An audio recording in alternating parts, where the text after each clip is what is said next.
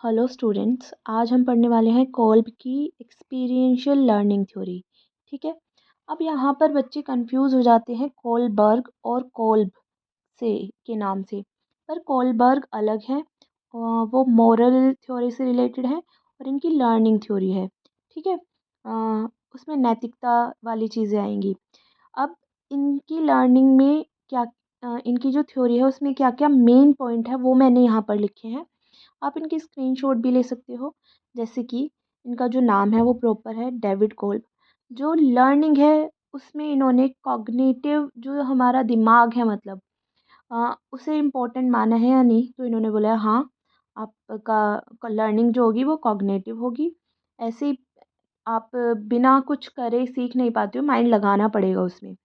जो एक्सपीरियंस है वो आपके ब्रेन पर इम्पेक्ट डालेंगे। फॉर एग्ज़ाम्पल, जैसे बहुत नॉर्मल सा एग्ज़ाम्पल ले लेते हैं हम, कि कोई चीज़ अगर गर्म चीज़ हमें टच करती है तो हम उसे कभी दोबारा टच नहीं करते हैं। तो ये आ जाएगा कि हमारे दिमाग पर उसने एक असर डाला है। ठीक है। नेक्स्ट आ जाएगा, लर्निंग में एक्सपीरियंस इम्पोर्टेंट है या नहीं है। तो लर्निंग में एक्सपीरियंस बहुत इम्पोर्टेंट होते हैं। इन्होंने जो लर्निंग को बोला है, learning is a cyclic process. ठीक है। तो इसीलिए इन्होंने साइकिल प्रोवाइड करी है एक। तो उसके अंदर आ जाएगा कि आप इस साइकिल में कहीं से भी एंटर कर सकते हो, पर साइकिल जिस डायरेक्शन में जा रही है उसी डायरेक्शन में आप एक पूरा कंप्लीट करोगे, ना कि आप पीछे जाओगे और फिर दोबारा आगे आओगे आओगे। जैसे फॉर एग्जांपल, कंक्रीट के बाद रिफ्लेक्टिव आएगा, रिफ्लेक्टिव के बाद कंसेप्चुअलाइजेशन आएगा, फिर एक्टिव एक्सपेरिमेंटेशन आएगा। तो अगर आप एक्टिव से जाते हो तो आप कंक्रीट पर जाओगे, और अगर आप एब्स्ट्रैक्शन से जाते हो, एब्स्ट्रैक्शन कंसेप्चुअलाइजेशन से जाओगे, तो भी आपको कंक्रीट क्रॉस करना पड़ेगा। मतलब एक ही डायरेक्शन में जाना ज़रूरी है। अब कंक्रीट जो है उसका बेसिकली जिसे आप फील कर सकते हो टच करके, जो आपके सामने चीज़ें होती हैं, है ना। मतलब मूर्त भी बोलते हैं ना कंक्रीट को, जो चीज़ें हैं। रिफ्लेक्टिव ऑब्जर्वेशन जो हो जाएगी वो उससे होगी वॉच, जिसे आप देख रहे हो और उसके बाद सोच रहे हो चीज़ों को। ठीक है। देखकर आपने आपने जो जो भी चीज़ देखी है, फिर आप उसके बारे में सोच रहे हो। एब्स्ट्रैक्ट कंसेप्चुअलाइजेशन, मतलब यहाँ पर कंसेप्ट बनाने आपने स्टार्ट कर दिए हैं।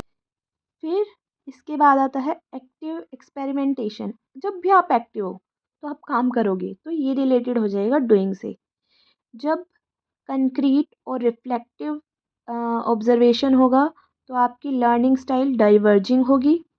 जब भी रिफ्लेक्टिव ऑब्जर्वेशन और एब्स्ट्रैक्ट कंसेप्चुअलाइजेशन होगा तो आपकी लर्निंग स्टाइल एसिमिलेटिंग होगी। जब भी आप एक्टिव एक्सपेरिमेंटेशन और एब्स्ट्रैक्शन कंसेप्चुअलाइजेशन करोगे तो कन्वर्जिंग होगी आपकी लर्निंग स्टाइल। और एट द एंड जब आप कंक्रीट और एक्टिव एक्सपेरिमेंटेशन कर रहे हो तो आपका लर्निंग स्टाइल एकोमोडेटिंग होगा। अब ये थी थोड़ा सा ओवरव्यू कॉलबर्ग थ्योरी के बारे में। अब हम इसे तो एक्सप्लेन्ड वे में पढ़ेंगे। इससे पहले मैं आपको एक एग्ज़ाम्पल देना चाहूँगी, जिससे कि आप ये पूरा समझ जाएं। फॉर एग्ज़ाम्पल, जैसे कोई बच्चा है, अगर उसके घर के साइड में कोई घर बन रहा है, उसमें टाइल लगी हुई है, टाइल्स देखता है वो, तो कंक्रीट एक्सपीरियंस आ जाएगा। उसे देखकर वो टच करता है और देखता है ये तो प्लेन है और खुरदरी है, तो कंक्रीट में आ जाएगा। फिर रिफ्लेक्टिव ऑब्जर्वेशन आता है। जब उसकी क्लास में टीचर उसे बोलती है कि टाइल का एरिया निकालो, तो टाइल के बारे में सोचता है, जो चीज़ देखी उसने उस बेस पर उसके बारे में अब सोच रहा है वो। फिर नेक्स्ट आएगा एब्स्ट्रैक्ट कंसेप्चुअलाइजेशन। उस बेसिस पर वह एरिया कैसे निकलेगा ये सोच रहा है, सारी चीज़ों को कंसेप्ट बना रहा है माइंड में। और लास्ट में एक्टिव एक्सपेरिमेंटेशन, मतलब जब लास्ट में वो एरिया निकाल देगा तो वो एक्टिव एक्सपेरिमेंटेशन हो जाएगा। ठीक है। अब हमारी जो लर्निंग स्टाइल है वो आ जाएंगे। जैसे डाइवर्जिंग लर्निंग स्टाइल जो होता है वो किस किस के बीच में आएगा। वो आएगा कंक्रीट और रिफ्लेक्टिव ऑब्जर्वेशन के बीच में। मतलब इसमें आप फील करोगे और इसमें आप चीज़ों को वॉचिंग आ जाएगी इसके अंदर।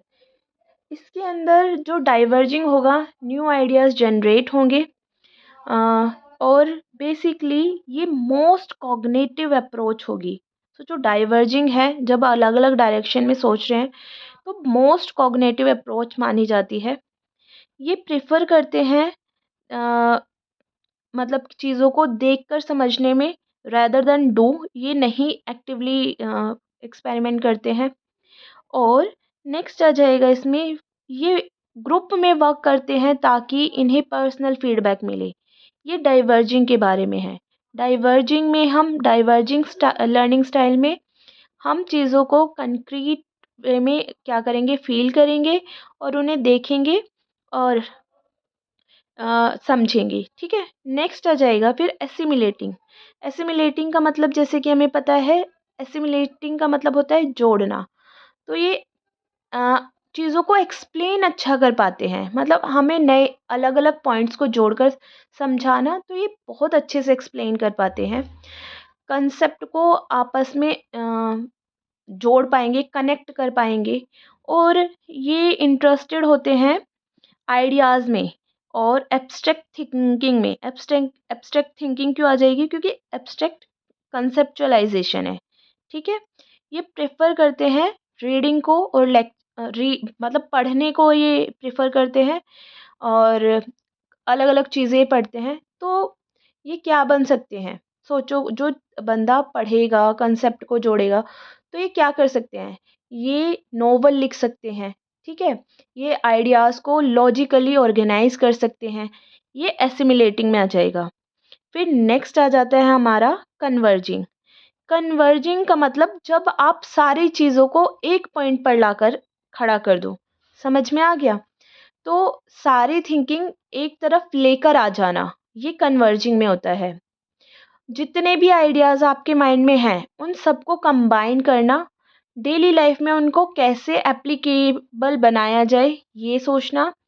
ये ये चीज़ों को बहुत अच्छे से समझा पाते हैं। प्रैक्टिकल यूज़ क्या है किसी भी चीज़ का, ये बता सकते हैं। ठीक है। और ये क्या करेंगे, एक्टिव एक्सपेरिमेंटेशन आ जाएगा कन्वर्जिंग में, तो डूइंग और थिंकिंग, ये दोनों इसके अंदर आ जाएंगी। फिर नेक्स्ट आ जाता है with work with practical approach, मतलब ये बहुत प्रैक्टिकल अप्रोच रखेंगे। नेक्स्ट आ जाएगा ये टेक्निकल टास्क को प्रेफर करेंगे। फिर नेक्स्ट आ जाएगा लेस कंसर्न विद पीपल, मतलब लोगों के बारे, लोग क्या सोच रहे हैं क्या नहीं, इन्हें कोई मतलब नहीं है। बस इनकी चीज़ जो ये सोच रहे हैं वो ये करेंगे। लास्ट में आ जाता है एकोमोडेटिंग। एकोमोडेटिंग किन दो के बीच में आ रहा है, एक तो कंक्रीट के, दूसरा एक्टिव एक्सपेरिमेंटेशन के। एकोमोडेटिंग में ये जनरेट कुछ भी नहीं करते, मतलब बेसिकली कुछ जनरेट नहीं करेंगे। ये जो समझ अच्छे से लेते हैं, ये खुद कुछ नहीं करते। ठीक है। तो इसमें आ जाएगा हैंड्स ऑन लर्निंग आ जाएगी, मतलब कुछ अलग से नहीं जनरेट करेंगे ये। तो जो चीज़ है उसी पर हैंड्स ऑन लर्निंग। ये इंट्यूशन पर ज़्यादा रिलाई करते हैं देन लॉजिक। मतलब इंट्यूशन का मतलब जैसे मैं बोल दूँ कि कोई आने वाला है, बस क्यों, क्योंकि मुझे लग रहा है कोई आने वाला है, there is no logic behind it. तो एकोमोडेटिंग सेम यही है। पर अगर आपसे पूछा जाए कि according to Kolb which is the best learning style, या फिर जो कि फॉलो किया जाता है पॉपुलेशन के थ्रू द्वारा, तो वो होगा अकोमोडेटिंग लर्निंग स्टाइल। सबसे ज़्यादा पॉपुलेशन में पाया जाता है और यही फॉलो किया जाता है। ठीक है। आज की जो कॉल्ब की एक्सपीरियंशियल लर्निंग थ्योरी इसी के बारे में है। इससे बहुत क्वेश्चन आए हैं प्रीवियस ईयर में भी, तो ये ज़रूर अच्छे से कर लेना। और अगर कुछ ना समझ में आए तो आप कमेंट कर देना।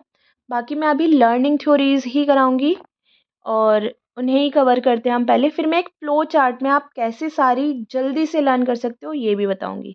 ठीक है। Thank you so much.